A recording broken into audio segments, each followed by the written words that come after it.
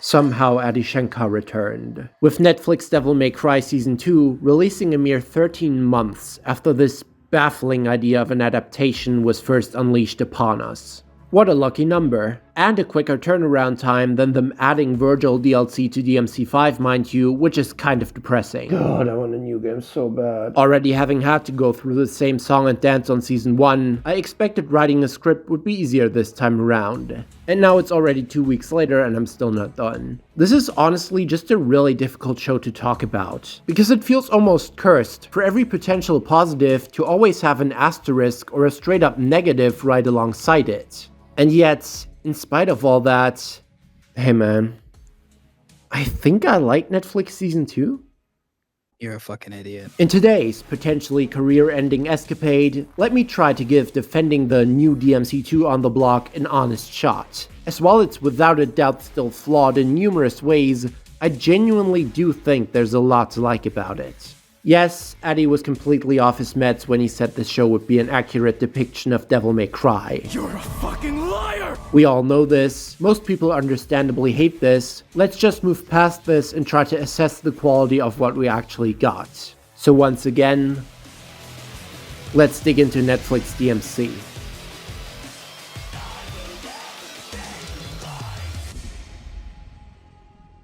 Netflix got real mad at this video, and so unfortunately, I've had to ruin these past few weeks of work by adding stuff on top at parts. Say hello to the goddess of fair use. I really wish it wasn't necessary, but seems like it's the only way I can possibly upload this.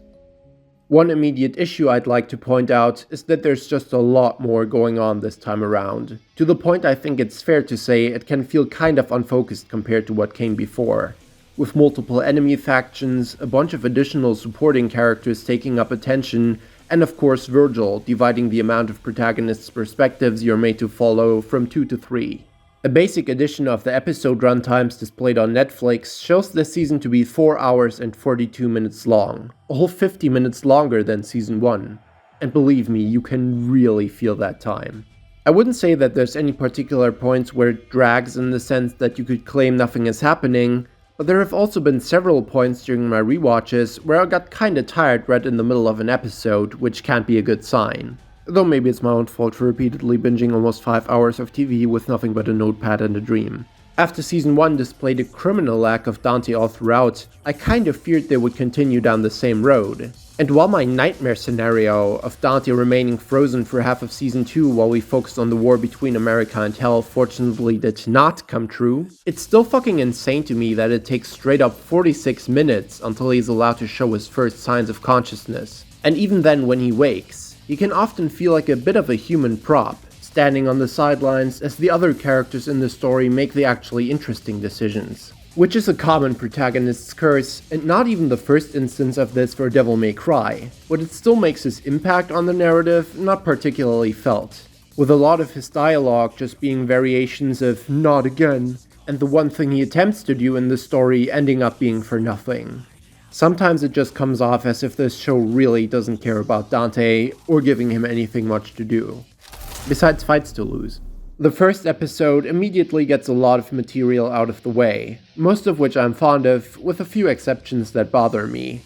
As was basically mandatory, after the absolutely ridiculous way Season 1 wrapped up, it opens on a big war scene, showing the US Army invading Mackay. While neither this, nor the concurrent Metal Gear Solid sequence with Lady really quenched any kind of desire you'd seek out a Devil May Cry show for, I'm at least grateful they basically got the entirety of the American idiot shit wrapped up within the first 12 minutes, not to plague the rest of the season. Well, maybe aside from one part towards the end. Another thing they seem to quickly want to sweep under the rug is the idea of the good Mackayans, Season 1 receiving a massive amount of backlash for its distasteful handling of its subject matter and leaving a lot of people groaning over its unoriginal "humans are the real monsters" message. While the show was previously more ambiguous about it, Season 2 now shows that basically all demons are evil and completely fair game to kill, aside from the cute ones that look close enough to us humans. Does that make the allegory even more fucked up somehow? Yeah, probably. But at least it isn't rubbed under your nose for the majority of this season, the good Makarians practically leaving the show entirely, aside from an important revelation in episode 2. They put in a lot of work, introducing all the various elements the following hours would work with. From Arius, his secretaries and the Arcana, to Vergil, Mundus, and even Arkham. Or I guess if this was your first exposure to DMC media, you wouldn't know the Jester's identity until the finale. I'm too deep in there at this point to try empathize with whether this was a crazy reveal or not. If anyone watching only got into this franchise via the show just now, let me know if you called the demon clown being Lady Stat, I suppose. Which somewhat leads me into my next point. I'm not entirely sure how I feel about some of the choices they made with her here. No, I don't mean that. We'll get to that later. For example, it's just force of habit for me to say Lady, but obviously her real name in this show is Mary Ann Arkham. Yet by the beginning of season 2, she has seemingly given up that name and I don't really understand why? In DMC 3 it was very clear. Her father named her Mary, and to swear off him and his influence, she decided to go on the hunt for him as the Nameless Queen, before eventually picking a new name for herself. He was no longer going to control any facet of her life. Yet in the Netflix show, she genuinely has no more reason to distance herself from her name now than she did previously. She hasn't encountered her father in the meantime or anything, meaning the same way we very unnaturally had Dante pushing Lady onto her in season 1, because that's obviously what the character is known as, we now also get her saying it with no real reason. Unless her taking on the nickname he gave her is somehow supposed to be another showing of her guilt for backstabbing Dante. Which is another big topic that's gonna need tackling. Arius makes a pretty strong first impression in this show, leading the operation, knowingly sacrificing hundreds of soldiers' lives to draw out Mundus, controlling Jester as a powerful double agent, and sending his secretary to establish contact with Vergil before setting herself ablaze. The Ouroboros logo of his company receiving a complete redesign from DMC2 to actually be an Ouroboros this time, intriguing the viewer with how he may have played a role in the death of Vergil's mother. I continue to not be a fan of this Nilo Angelo design, but with a lot more shots of it seemingly being hand-drawn, it isn't as offensive on the eyes anymore. Considering the story they're telling, it also makes a lot of sense that Vergil would look the way he does. Instead of being entrapped in an armor that covers him head to toe, with his horns mockingly dangling down over his face like a court jester, he now just looks like a knight wearing armor, fully in control. Not a slave, but a devout follower of Mundus, which is indeed what he is in this adaptation. There's seriously so much to tackle in this season, it's hard to decide what to delve into first. I feel like I have more to praise than I did in season 1, but I also still have a shit ton of things to complain about, and it's hard to speak on any one character individually since they tend to intermingle. Ugh. Okay, actually, let's try get all of this out of the way first. Because one of my biggest issues with season 2 was what a fucking baffling decision they made in regards to Lady's betrayal. I said in a previous video that I needed Dante to show some genuine animosity towards her for locking him up, instead of that being an action entirely free of consequence, since that might actually validate some of the, in my opinion, currently unjustified Mary Sue accusations. And so, despite the show deliberately going out of its way to directly address this, they somehow thought it best to have Dante just shrugging off getting backstabbed and held captive for however many months, which is just fucking ridiculous. Dem macht das Spaß. Again, pulling up DMC3 for comparison, Dante could probably take several times the amount of punishment that Netflix Dante can without blinking an eye. And even still, when Lady shot him in the head, he got pissed, called her out on it, and left annoyed. Here I am trying to help you, and you show your thanks by shooting me? Yet, this rebellious free spirit, the personal embodiment of chaos, is somehow completely fine with being frozen away against his will? When they showed Dante's internal recollection of this moment via a cutesy chibi sequence, having Lady literally ooh herself out of trouble, I'm really sorry for what I did. I was afraid they tried to entirely write the conflict that should have existed between these characters off, via Dante simply having a crush on her cause she's hot. And yeah, I guess that's pretty much what happened. So purely on the basis of it killing off consequences and a lot of interesting story potential at the root, I think this romance was an extremely misguided idea. Not forgetting the games explicitly state Dante and Lady don't have any kind of romantic feelings for each other, but simply share a strong bond because of the past they've shared and being able to relate to each other's pain. The show would later have Lady claim that this ability to relate and understand what the other had been through is the exact reason that pulled them together. Which is like, I guess bro, if you insist. I really don't care for romance in media I consume, so the smooching and implied sex scene did nothing except deter me. Leave the shit out of my Devil May Cry show. The romance becomes even worse when you consider that Dante risked the fate of the world because he couldn't keep it in his pants for another 5 hours. To give it some credit, I guess it's at least more interesting than Nero and his plank of wood Kyrie, but the bar for that is legitimately Sub-Zero. Fucking motivational calendar quotes the character. The part that has me unsure what to think is that, while the infantile and edgeless half of Dante's opinion on the betrayal is a big missed opportunity, at least from the very second the season begins, we see Lady deeply remorseful and reflective of her actions. As some of you may remember, I was actually one of those weirdos who kinda liked Lady in season 1 of the show. To me, it felt very apparent that she was deliberately written to be a highly flawed character, and while her actions were violently frustrating at times, I don't think it made her badly written in the slightest. She didn't stack up to her DMC3 version obviously, who has a simple and yet very well told and satisfying complete arc, but you could tell that her story was set up for continued development to follow in the seasons to come. Overall, I think this was a notable and satisfying upgrade and progression to her character, having her be much kinder and trying to grow from her past mistakes, and yet still continuing to be a transparently flawed and troubled person who hurts others and messes things up in-universe. Her recollection of the reunion scene playing like some noir detective smut, but actually having Dante call her out on her betrayal, and her admitting that she screwed up, making the wrong choice within the aftermath of the death of her team still weighing on her mind. As we can see that this conversation doesn't happen, it feels like it's almost her wishing for judgment from Dante, because she knows she deserves it. Especially with her directly lying to his fucking face right afterwards, saying he can trust her this time, while planning to go behind his back, capture Vergil and drain him of his blood the moment they get the chance, so they can use the supposed Arcana super weapon on Mundus. What I like about this character is that the reason she would do this is understandable enough. Mundus is a problem they need gone. But while you can see why she'd make the choices she makes with the information she has, she's still a piece of shit. She belongs with the worst of humanity, and it's pretty sad seeing her conclusion after watching her clearly trying to do good. Arius calls her a prisoner of order, and she seems to be, in the sense that she can't seem to stop herself from falling back into the same toxic and self-destructive behaviors, like with her knowing nothing else but how to kill demons all her life. I really like the scene Arius plans to have Vergil shot through Dante, by the way, and without a moment's hesitation.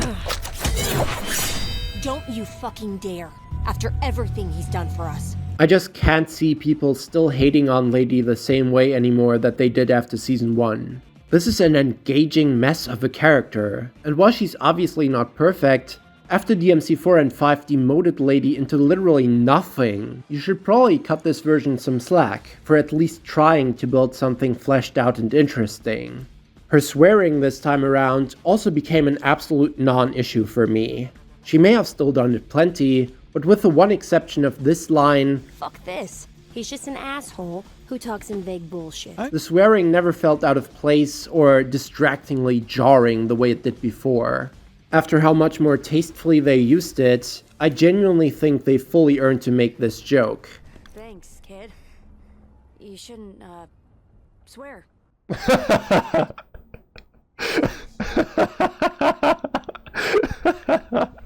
Things with her and Baines went differently than I'd anticipated.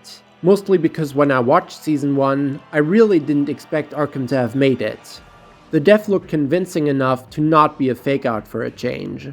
So I figured that their idea with Baines would be that he, in this adaptation, would practically take the role her father served in DMC3, as someone who has a firm emotional grasp over Lady, and who she eventually is forced to see the true face of and have to take out.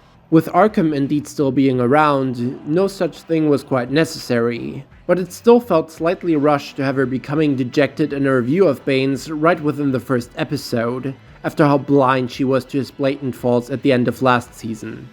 Though one can also not forget the glaring issue that is this whole scene. I literally dedicated an entire section in my video last year to explain how the execution of the Macayans in the Rabbit's building and Lady somehow remaining completely oblivious to it made absolutely no sense. So while it was at least good to have confirmation that the intent was for her to have had no clue, which initially wasn't even conveyed well, the moment still bothers me.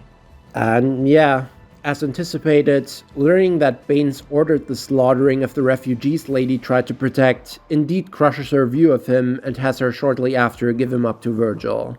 Getting a scene of Lady realizing and calling out Baines' parallels to Arkham was interesting, but after his entire existence in this show pretty much boiling down to God's will, God's plan. You must repent. If he loses, we know he wasn't actually on God's side after all. Whatever that short redemption arc they tried to pull afterwards left me pretty cold. You're not actually gonna unleash Armageddon with this, are you? So what if I did?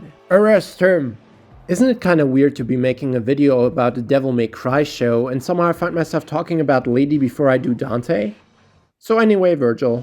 As an easy target for ridicule before release, this version of Vergil was kind of fighting an uphill battle. Storming, spending all his screen time saying and doing things which completely fall out of line with his character.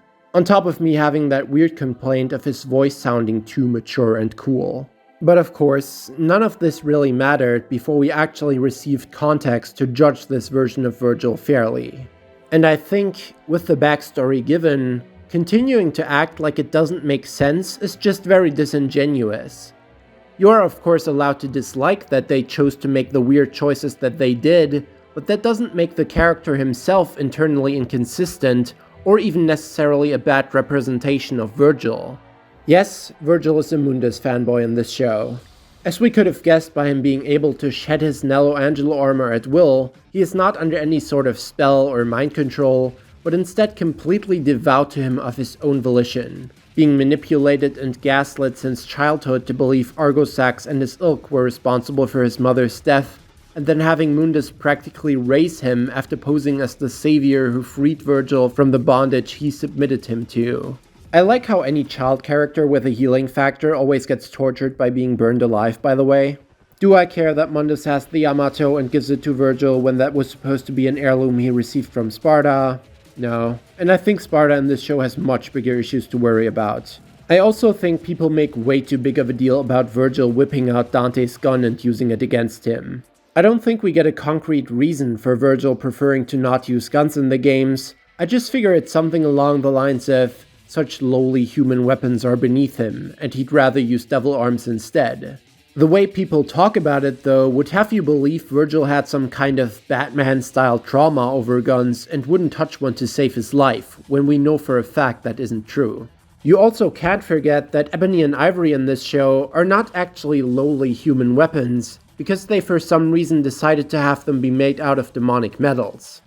Which makes sense, I guess, but also seems like it's somewhat missing their point, as Dante choosing to use mere man-made guns alongside his powerful devil arms is like a physical manifestation of his attachment to his humanity. This metaphor doesn't really work when it's technically another demon weapon. Also, I found no good place to put this, but making Vengrill physically toss one summon sword out his pocket like Virgin and then never use them again was a very odd choice.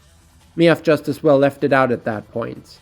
It could be that they considered typical summon sword formations and judgment cuts too gamey, similarly to how they excluded Royal Guard and stuff. In this continuity, Vergil grew up as Dante's inferior, being completely outclassed by him in every regard, even continuing to lose their play fights while Dante was distracted as he got bored by the lack of challenge, taking some obvious cues from DMC Reboot. And honestly, I'm often kind of a fan of this dynamic, having the protagonist be the privileged prodigy for a change, and making the viewer sympathize with the villain through the hardships they have to go through to catch up with the hero. It is without a doubt a drastic shift from how DMC3 made Vergil an icon, with how brilliantly it hammered in over the course of the game that this guy is like you, but better, leading to one of the most satisfying final boss fights in history when you finally overcome him by the end.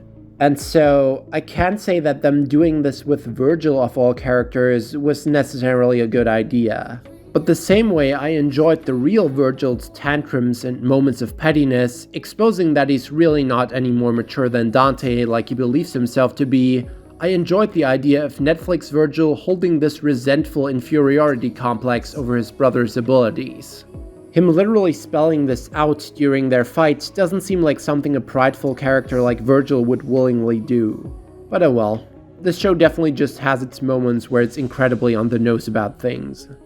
In the games, when Vergil is attacked as a child, all alone and forced to fend for himself, it sparks his obsession with power, learning that without strength, you cannot protect anything, not your mother, and let alone yourself. Him never wanting to be made to feel helpless like this ever again. In this continuity, meanwhile, it is Mundus who basically teaches Vergil the importance of strength and guides him to forsake his humanity, trying to instill in him that Ava was weak, coddling Vergil too much when she should have let him fall and fail so that he'd be forced to become strong. Hope is cowardice dressed as virtue. Your mother knew an attack was coming and waited like a lamb. She believed goodness was enough. Then goodness killed her. I find this whole approach very interesting. There's no better way to put this, but Vergil is kind of a bipolar bitch in this show. And a lot of it seems to be this conflicting mix of emotions he holds, genuinely believing in Mundus' teachings, while carrying forth his childhood-rooted jealousy and resentment, and yet in spite of it all, still deep down loving his mother. He is clearly distraught after Mundus blames her for her own death, hiding away and shedding tears, before being told that devils don't cry, Mundus wanting to make him snuff out the rest of his human weakness. And later, you can see him shaking when he talks badly of his mother, clearly not wanting to admit to himself that he still cares. A scene that I really liked is this moment in the Trismagia dimension. Just the episode prior, Matilda was held hostage with a blade to her neck, and it ended up with her grandpa dying. Finding herself in the same situation once again, instead of just standing there scared and waiting for the outcome, she decides to take action and bites the dude's hand. I genuinely believe Vergil didn't give a shit about her. Ironically, despite his motivation for gaining more power being based on not only wanting to protect himself, but also his loved ones, Vergil has never once taken action for anyone else, and seems to most of the time even be trying to actively kill the only family he has left. Sure, I get that him losing himself in his pursuit of power to the point that he hurts the very people he meant to seek it out for in the first place is kind of the point. Tragic villain and all. But basically what I'm getting at is that it's not exactly in his character to go out of his way to save lives.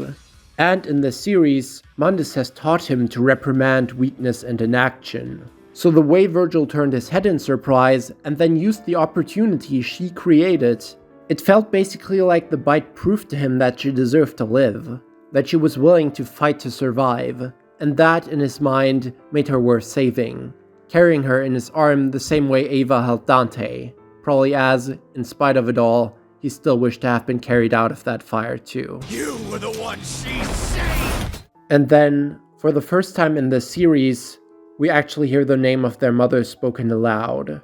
Her name was Ava. So I guess everyone saying it like Wall-E for all these years was just wrong, huh? Though this could also just be a quirk of this adaptation, the same way they say Mundus here instead of Mundus. Honestly, I liked everything that happens in this Trismagia dimension, with one weird exception. When Vergil is shown the truth, that his life was built on a lie and he had been willingly playing as a pawn for the murderer of his mother for the past decade, his reaction is hardly anything. Interesting. And I guess the idea is that he had to remain stoic and unaffected, otherwise he would have been driven mad the same way the other people in that dimension were. Which is actually an accurate representation of anyone who fights Trismagia in DMC2. But even if so, then it's just a super strange writing decision to make that rule and rob the impact of an incoming mind-shattering revelation. I'll probably have some more to say about Vergil later on when discussing the finale, but overall, I think I just genuinely really enjoy this interpretation. The massive way his backstory derails from the original and some of the whack-ass shit they've got him doing is obviously gonna be difficult to look past. Mr. Vergil, it's the president? But putting that aside, I think on top of creating something that stands pretty strong in its own right, they arrived on a character who feels very faithful to the mindset and behaviors of his game incarnation. You did a good job, Netflix. True to his source material, they also imbued him with an accurate level of snark and witty comebacks. While the Again, you don't question your sources. gives heavy Redditor energy, and having Vergil whipping up a demon racism joke is fucking crazy. And what is it that a demon looks like? I'm just kidding. I of course know what you mean. He drops a number of lines to get under his opponent's skin that gave me a good chuckle. Don't tell me you've lost your competitive spirit. I'll be downstairs. Be sure to tell him that as you're peeling him off the wallpaper. I still have both my arms. You know, I actually gotta issue an apology. When seeing the promotional material, judging by the weather in the clip and after remembering the obnoxious ending of last season, I really expected them to have buried the light blaring at full volume as Vergil declares how he is the storm that is approaching while striking down on Earth as a lightning bolt. But they showed some restraint and didn't feel the need to force in any dumb memes where they didn't belong. Alright, so them whipping out the plastic chair was quite cringe and out of touch. It being one of the most all-consuming and obnoxious memes to have spawned from this series, to the point that it just became part of Vergil's public perception now. I have to go with Vergil, because he brought the chair. But while it did definitely make me groan, to play devil's advocate for a minute, I think if you're gonna do it, having it play out with Jester, who is supposed to be obnoxious and unbearable in-universe, while also regularly doing all sorts of random nonsense, is the only way to make it somehow feel natural. If they had Vergil sitting in that chair, I would have genuinely despised it. As is, I think it's kind of funny. Jester in this case trolling the audience, which isn't too out of line with him turning to emote for the camera in DMC 3. I didn't hate the chair scene. BeeG? I don't want to talk to you anymore. One character who isn't at all like his game incarnation, and probably for the better, is Arius von Ehrenberg. Or von Ehrenberg? The way it's written in the show kinda conflicts with the official subtitles.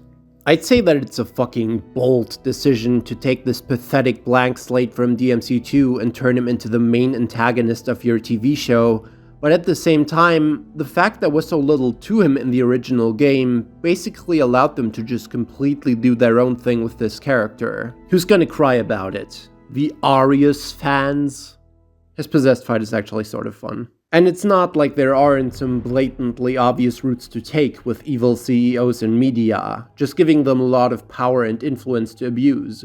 Though the actual extent that they went with it in this case was honestly quite comical. Seeing fucking Arius of all people threatening the president, owning the media, owning Darkcom, and even trying to possibly trick the audience for a time into believing he might genuinely be the reason behind the attack on Dante's and Vergil's home in this continuity. Retaining his DMC2 elements mostly just to the extent of him needing the Arcana to summon aggro sex during an eclipse, and having demon clone secretaries. I was really curious whether Lucia would be included, considering we saw her make an appearance in Season 1, but after none of the marketing featured her, it became pretty obvious she wouldn't play a role. It's still possible she's a defected clone Arius disposed of though, the same way it's happened in the game. Either way, while she's a nice enough character, as I recently went over in my Arius video, their interactions are painfully shallow and monotonous, so I really don't think we missed out on much by her not being here. And the season already has so much going on in it, I'm thinking it's fine to not squeeze in an additional main player. Naming the leading secretary Kai when that was Lucia's real name felt weird though. The same way the White Rabbit, in my opinion, got a lot of points for his performance, so did Arius end up being played incredibly charmingly and having quite the strong presence, with many scenes that display him as an incredibly cunning schemer, a sadistic killer, and even quite the capable fighter. After making that boss fight analysis recently, it was pretty cool seeing him take on Vergil, using the revolver and having attack effects which kinda resembled his weird shadow magic. They honestly retained his swag from within those boss fights quite well, which certainly also looks more intimidating when he's not obliviously getting smacked in the back of the head over and over before comically flying off screen. While he does consider himself an artist and is supposedly a great inventor though, that aspect of his character doesn't really come through, beyond seeing his drawings of possible prosthetics as a kid. Those kid scenes had me genuinely worrying for a second, by the way. I was audibly groaning at the screen, thinking that their idea of making Arius a deeper character was gonna be the most basic bitch my drunk dad beat me backstory I've ever seen. Them literally just sitting in a 3x3 meter room as if domestic abuse was the entirety of their life. But then later, getting the reveal that Arius in this show is like a constant of this world, an unappreciated inventor who found an arcana and upon touching it was possessed by Argosax the Chaos more than 600 years ago, reincarnating over and over to fulfill his master's order of retrieving the remaining pieces and unleash the original Lord of Hell back onto this world. It doesn't necessarily give him character depth from an emotional standpoint, but it instantly made him infinitely more interesting as an antagonist. With the basic ass childhood scenes all of a sudden looking way cooler, if you think about them being potentially reframed into Arius killing his past incarnation, who was driven mad by his never-ending quest to serve the wish of the literal devil rooted inside him. Showing Credo for 3 seconds only to kill him was certainly a choice, but as Nero physically can't exist in this continuity, I guess this was their way of confirming that he wouldn't be playing a part. Or at least that, if they end up doing some kind of take on Nero, he'd be from the ground up fundamentally not the same character. It was definitely interesting having Arius try to recruit both Dante and Vergil to his side by promising them revenge on their mother's killer if they joined his master. I believe hearing about some kind of Argosax versus Mundus power struggle having existed in lore, and deepening that to establish Argosax as the real devil who mankind got their biblical image of fire and brimstone from, was not a bad way to intrigue the viewer into what he was capable of. With the two big bads being a clash of ideologies, I guess. Tyrannical order versus anarchy and chaos. Mundus speaking of how he brought prosperity through structure to build a legendary kingdom, and Arius claiming how both Makai and the human world have had their true potential shackled by rules and cowardice when the only means of achieving true freedom is burning the entire system down and reveling in the chaos. Both not bad ideas for your crazy villains to have. And I enjoyed having Dante taunt Arius by making fun of what is oh so bold and creative ideas the system has been holding him back from R, which was sadly the only real moment we got of the show, maybe tapping a little bit into making him look pathetic like the end of DMC 2. I fully respect creating an antagonist which is supposed to be taken seriously by the audience through and through, but it's also undeniably a treat to watch certain villains crack and become a pathetic mess in their last moments when things stop going their way. So with the Mission 17 cutscene being practically the only thing people remember about Arius, he of all characters really did seem like the perfect suspect to fully indulge in that with. Having him shaking and pissing and crying how he was gonna be the king of this world as he lies broken on the ground. But as to story and Arius' character within it isn't anything at all really, I'm not gonna all of a sudden decide to be angry that they chose to be inaccurate about that part specifically, when the whole reason they got me to be invested into him in the first place was purely achieved via the show's inaccuracies to DMC2 all throughout. So I'm happy to leave Arius going out fully content with a cold ass line. 28 lifetimes to live a moment as a god. A fair trade. With Argosax, I didn't really see the supposed serpent elements of his brand new design. The big pointy face in his torso more so just reminded me of Elvis' devil form from God Hand, with Arius floating inside the core, yet again taking cues from Reboot Mundus. But it was still probably a better path to take than a random amalgamum of DMC 1 and 2 bosses. And it was pretty cool getting to see him spawn as the Despair embodied form, before he started harvesting the melanin from people. I swear, Whenever you see a scene of civilians running off screaming, you can always hear Yuri Lowenthal getting killed. Miles, help me! Mundus in this show, if we're gonna be honest, was also working off a bit of a blank slate. Him just being a very simple, clear-cut bad guy who once was defeated by Sparda, and after took revenge by tormenting his family, attempting to murder his wife and sons, and rather sadistically playing with Vergil and Dante after they survived. Enslaving one, putting him into an armor that visually appears to mock him, and trying to manipulate the other by confronting him with a copy of his dead mother. You can definitely tell he's quite the evil bastard.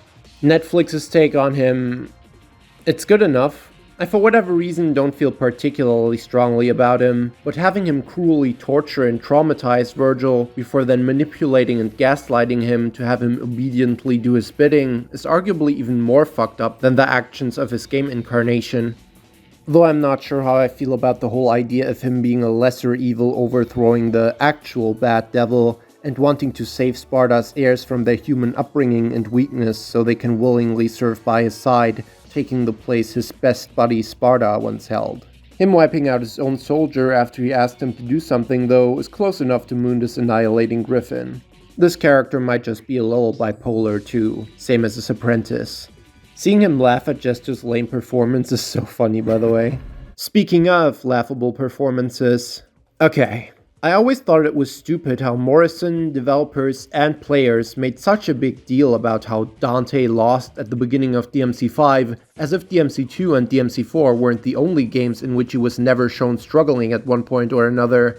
But at the same time, even I have to admit, having Dante for this entire season be next to entirely devoid of successes is pretty pathetic. After getting captured 4 times in Season 1, he now continues to permanently be on the back foot, losing every fight he gets into, or escaping captivity from Arius after being trapped the whole episode, only to block one attack and immediately fall unconscious again. It's not a deal breaker for me, I just find it bizarre why you would want to make a Devil May Cry show and then not give Dante much of an opportunity to be cool, you know? He can do practically anything, with so much of his charm residing in the fact he goes out of his way to do things in the most extra way possible. And yet once again, Devil Arms are entirely absent, with most things boiling down to, while beautifully animated, very basic sword battles that any anime guy could have. I felt like the 2 seconds of punching gloves, A&R, and motorcycle slashing in the last season wasn't enough, but at this rate, I actually kinda miss it. For how big of a deal the marketing made of Ebony and Ivory being added, they also felt quite underutilized. The Madhouse anime had the issue of Dante doing nothing but shooting guns, but now we get the opposite problem, where it feels like he forgets he even has them half the time. And while the training range scene with them is badass and beautifully animated, the fact that roughly 80% of it is a direct one-to-one of that Corridor Digital video makes it feel less like a homage and more like a missed opportunity or even lack of creativity. DMC used to be the series making action scenes so cool that others seek to emulate them, not the other way around. I still appreciate the parallel thinking they had with me on that flip shot though. Please add that to the next game, Capcom.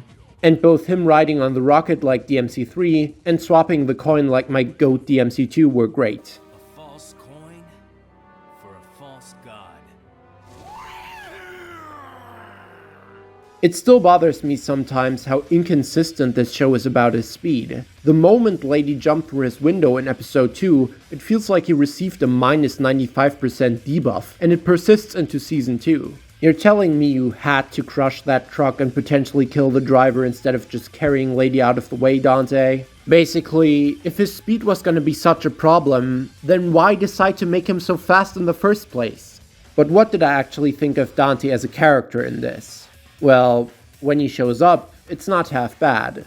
In season 1, I made a big deal about how weirdly unsure of himself he was portrayed at times, lacking the infectious self-confidence he's supposed to be absolutely brimming with.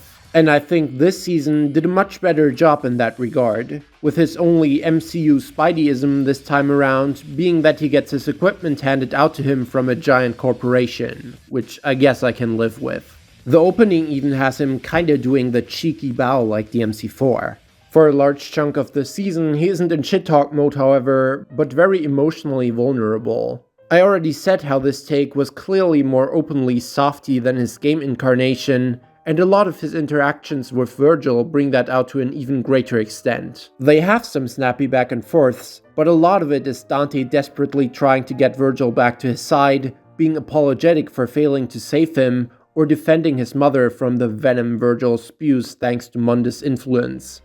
It absolutely makes sense in this continuity, where it's the first time Dante and Vergil meet after the day of the attack, and one of them has become unrecognizable, but it definitely is like an entirely different dynamic to the way they are usually shown to be. So I'm not sure how I'd judge this, character accuracy and adaptation wise. Just as its own thing, I generally enjoyed the scenes between them though, and this has without a doubt become one of the coolest new impalements in the series.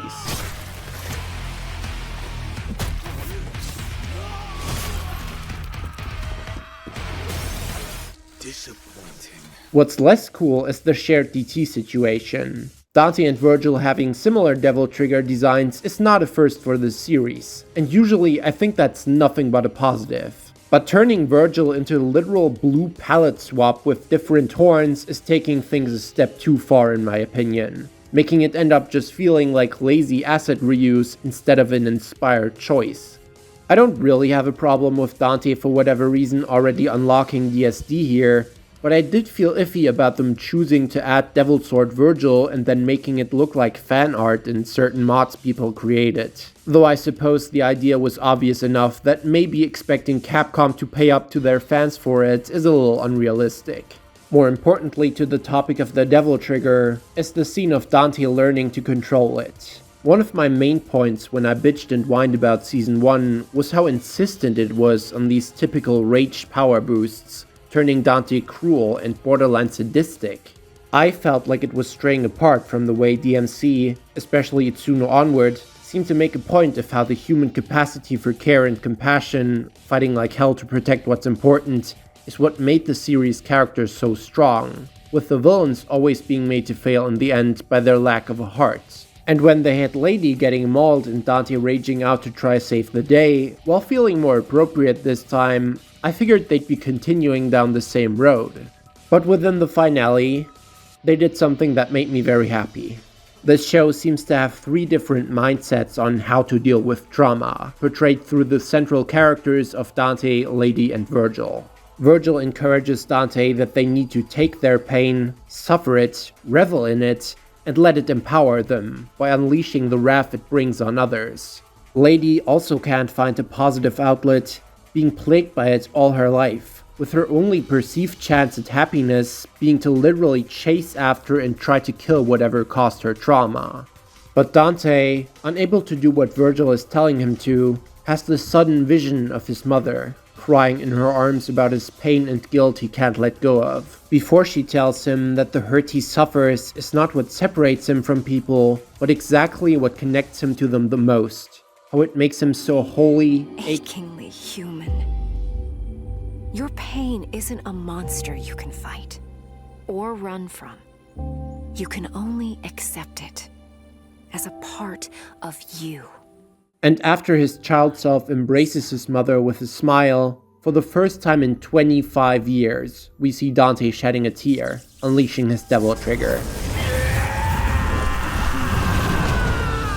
Come on, man. This shit is beautiful. I could see how one may argue this may be more so feeling like a Nero moment than a Dante one, but after last season, it just made me really happy getting something like this. The Sons of Sparda uniting to fight Argosax at last. No, we're the Sons of Ava. Now, I know a lot of people have a problem with this line, but I actually think within the context of this show, it's a great scene. After every powerful person and demon they encounter insistently holds them in relation to their piece of shit father, having Dante call himself and Vergil, while self-actualized in their perfect devil form, the sons of the human mother who actually raised them and gave her life for them, is a really strong moment. But that also of course brings us back to one of the biggest changes made in this adaptation. This shot during the opening is such a funny visual representation of what they're doing with the show, honestly. Pay close attention to this stunning stained glass art. It's actually not the Netflix, but the game version of Sparda's design. with his image quite literally shattering to pieces. If there was one thing that I changed my mind on in the year past, it was Sparda.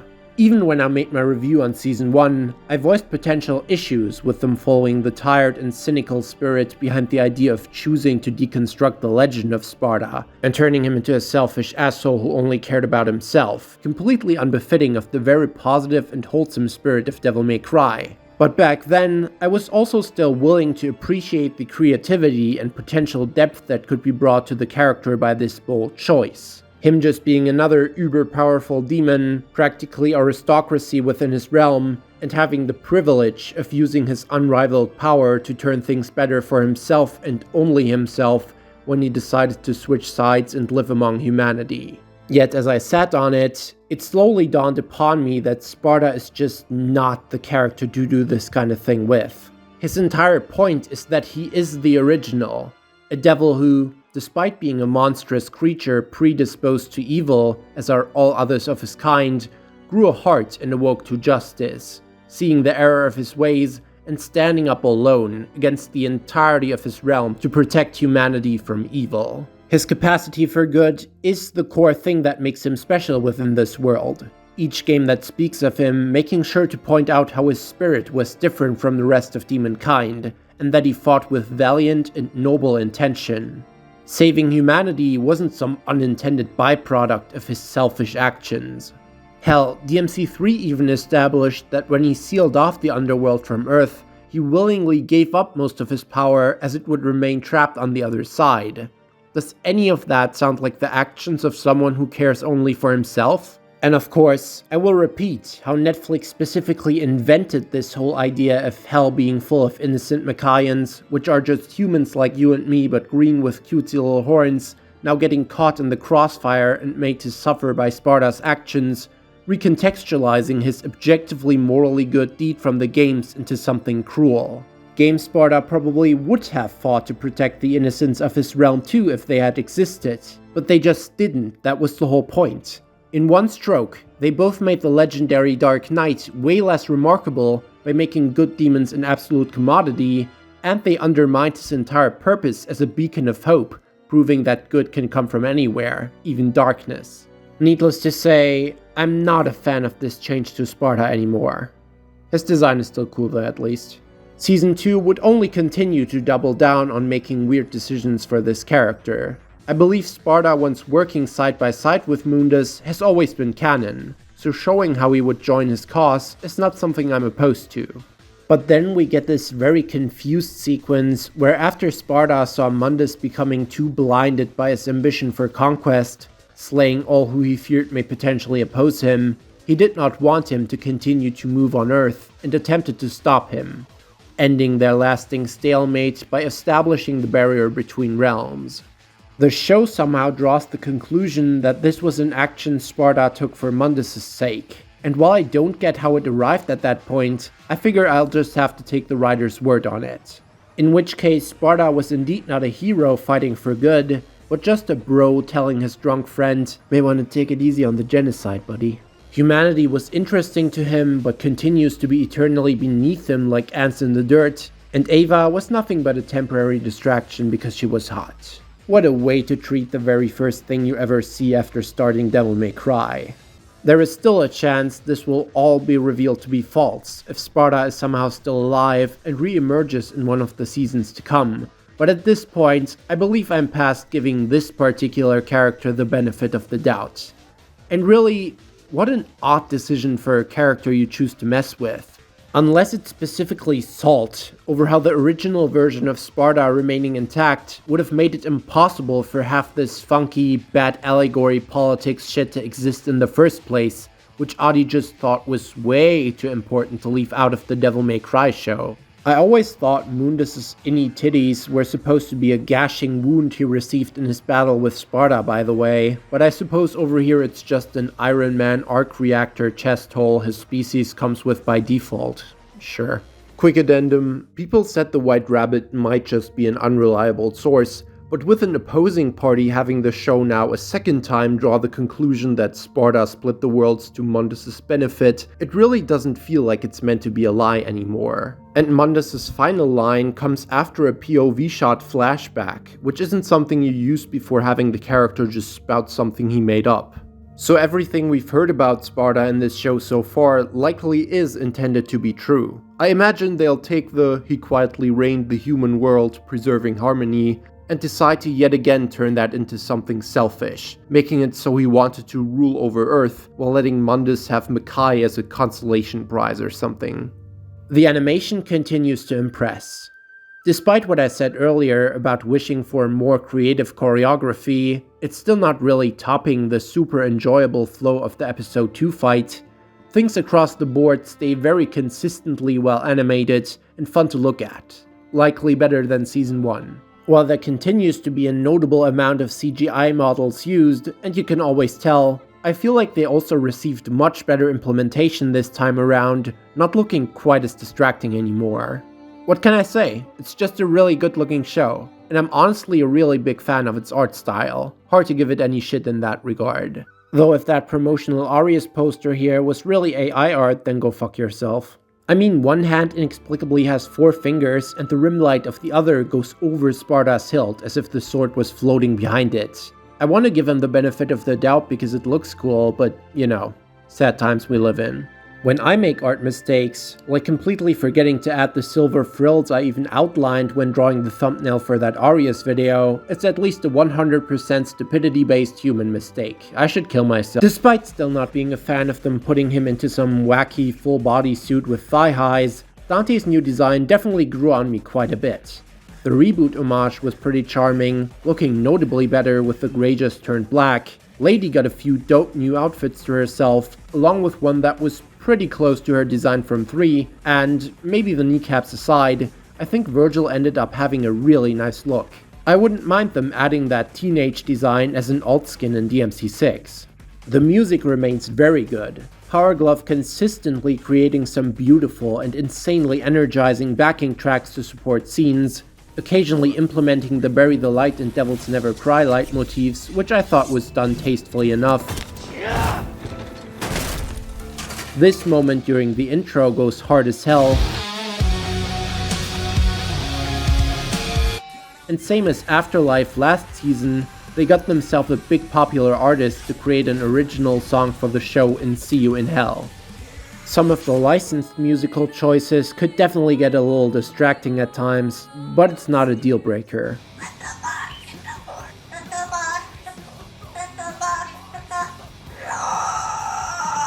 When it comes to notably distracting issues, it's more so just that, even with me enjoying most of Season 2 as a story, it just continues to do some shit that's not in any way congruent with the appeal of Devil May Cry. As I said, at least they got the US Army shit out of the way within the first episode, but things like characters running around giant Resident Evil factories, Dante sitting in an electric chair, Lady being locked inside a Star Wars healing pod, and Vergil being on a fucking talk show just does not at all correlate with why I play these games. They had this man driving an armored truck into a military base. Thank God they knew not to actually show him behind the wheel. The utterly brain-dead Darkcom soldiers at the end blindly following orders was probably supposed to be some kind of reflection of Lady's past self, but it still made me groan. Any second that President Hopper was on screen talking like he's about to break into tears was grating, and all the scenes with Anders' reincarnation Tom I really couldn't care less for. I fucked up. I'm sorry. I'm sorry. I ruined it. I'm sorry. After, consistent with his general incompetence in this show, Dante doesn't manage to defeat Argosax, he gets the plan to have Mundus do their dirty work for them. Vergil having to teach Dante about holding square so they can blast the Demon Lord all the way through the portal in the sky for the current King of Hell to take him out. Before, same as Season 1's confused mess of a finale, we once again get a twist of Dante being betrayed. In this case, Vergil, despite now fully knowing Mundus killed his mother and manipulated and tortured him, still believes into the truth he has been raised to accept. power is the only way he's ever gonna be truly safe, seeking to acquire enough that he'll be able to control his world instead of having to keep fighting it. Him choosing the roots of their demonic strength and heritage, Makai over Earth to achieve that goal, does kinda make sense, I suppose. It's basically this scene from DMC3. I'm staying. This place was our father's home. But this mindset also works a lot better in DMC3, where Vergil is infatuated with Sparda and trying to follow into his footsteps. Suddenly clashing for reasons I'm not entirely sure of, since both of them seem to be wanting to close the portal, Dante and Vergil engage in another fight. It cutting back to the childhood scenes of them sparring, resulting in Vergil beating him using the same move he once lost to, is great. Obviously not the first time this has been done in media, but the stick to the chest turning into the Yamato bursting out Dante's back was a strong visual. At night, if our positions were switched, would our fates be different? Would I have your life, and you mine? Now, I have seen so many people complain about this line, calling it lazy, illogical, and undeserved, and how it doesn't have any meaning here compared to DMC5, and I just completely disagree with that take. If you're gonna take Vergil's time as V to have been enough character development for him to all of a sudden be introspective about his actions, despite V doing nothing but lying to get his way all game, then I don't think it's in any way unreasonable to expect Netflix Vergil, after discovering that he's been lied to and used since childhood, realizing he's trapped in his ways of believing in power after the life he's been forced to endure, to wish he could only understand what it's like to see things the way his brother does. The fact Vergil says this while saving Dante instead of waiting to fight him also honestly makes it a much more resonant moment than it was in DMC5, honestly. Let's settle this, Dante. From spiteful jealousy, it turns into a kind of deeply tragic, if only I hadn't become what this world turned me into. Please, continue to live the life I could never have. I think it's straight up a better use of the line in every regard, except for Vergil's H in DMC5 adding to it. So having people dismiss it as cheap fan service baffles me. Him saying, "Without strength, without power, you cannot protect anything, let alone yourself," to Maddie also is obviously much different from 3. But it's far from a bad idea to have him passing on the lesson he learned to a girl who had to go through the same thing he did. It's not Larping to intentionally recontextualize the use of certain lines for a different emotional response. Vergil's last line this season is very confused, simultaneously saying how he hates humanity, is indeed grateful to Mundus for cleansing him of their rot, but also hates Mundus because he killed his human mother, and claiming he will invade Earth after just 3 seconds ago closing the portal to save it. How nice for our bipolar king to round things off on once again making no sense, as he charges into battle with Mundus. And while Lady drives off into the night, calling Dante the best of humanity as she leaves him behind and condemns herself to kill her demons, we see Dante lying broken on the pavement all alone. Shall never surrender playing for dramatic irony as he is once again separated from his brother, crying as the amulet cracks in two like a broken heart. I'd say that's a much better way to round off a season than nuking hell. The Scorched Earth approach this time applying to some of the elements people disliked, as Starcom is seemingly getting shut down, and many characters who wasted valuable screen time are dead or gone, setting up for next season to hopefully actually center around Dante for a change. Maybe this really is MCU Spider-Man. I can easily see them planning to capitalize on Dante's loneliness and emotional vulnerability by adding trash, but if so, then I'm wondering what they're gonna do with Vergil. Are they really gonna have him become Mundus' servant yet another time, only now he's actually brainwashed, or will they continue to derail from the source material and actually have him win? Notice that he didn't drop the sheath of the Yamato. We'll have to wait and see. But in any case, I am intrigued where this show will continue to go. While there's a lot of problems that persist, and a lot of things like episode 5 honestly ended up not really mattering in the grand scheme of things, me not having much of anything to say about Professor Lucan or the too broken to deserve a happy ending secretaries, I think this was overall just a really solid season. with both Lady and Vergil receiving some pretty strong moments, while Dante at least received his one. I don't really do number ratings, so I won't let my opinions throughout this review be boiled down into a singular digit, but I'd say it deserves a solid point up compared to Season 1. And I'm very hopeful for things to continually improve going forward. Who knows though if Audio's gonna find a way to shove the politics back in again. Oh yeah, actually, that reminds me. I don't really like Adi Shankar. He seems like kind of a full of himself prick, whose idea of making something mature is basically the, but what if Ash was in a coma? Oh, it's a metaphor for purgatory. Imagine Mario the Shrooms type shit that gets spammed by 12-year-olds who think they're much smarter than they actually are. But some of the vitriol towards him genuinely confuses me. Especially since, after that Foxcade video, people want to have it both ways. So Adi simultaneously ruined Devil May Cry with his horrible story, but also, Adi is a talentless hack who has never even worked on the show in the first place. Which of the two is it now? You kinda gotta pick a lane. And not to sound too mean, but if anyone unironically intends to call me a LARPer for the opinions I hold in this video, then sure, fuck you. You're the reason words don't hold any meaning anymore nowadays.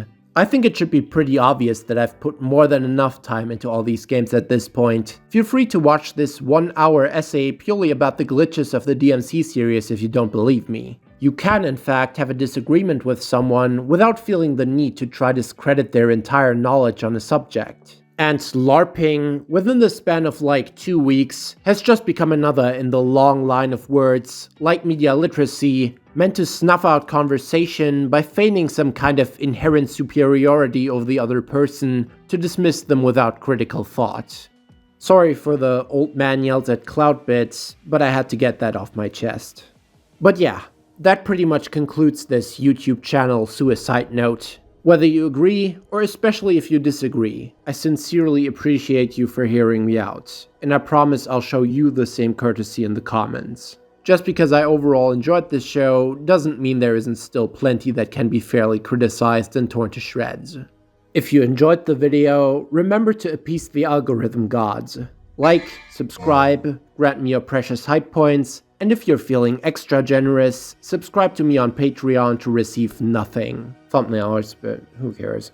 I might do some random Spider-Man videos soon in preparation for Brand New Day, but on the DMC front, I also still have a lot of fun ideas, like a short and sweet mechanical analysis of the evolution of Devil Trigger that I've been working on, reviewing certain enemy types, trashing trash, and that one thing we do not speak of. I also might stream DMC3 DMD, because I forbid myself to get Crimson again until I beat that legit, but not sure on that yet since I know it'd take an eternity, and I'd hate to clutter up people's subboxes. I say as if I hadn't posted only one singular video during May, when it's the funny DMC month. Lastly, thanks a lot for all the new subscribers and you guys enjoying that Arius video. Looking at it, now that the stress of putting it together last second has passed, I'm really happy with the outcome. And of course, thank you, BeeG, for pretending to not like me anymore after learning that I enjoyed the show. Destiny, I genuinely hate you. I have no love for you in any shape or form. Fuck. It's the 6th of June 2026 today. I really wanted DMC6 to come out on this very date. It would have been perfect. Fucking Resident Evil, man. Did you know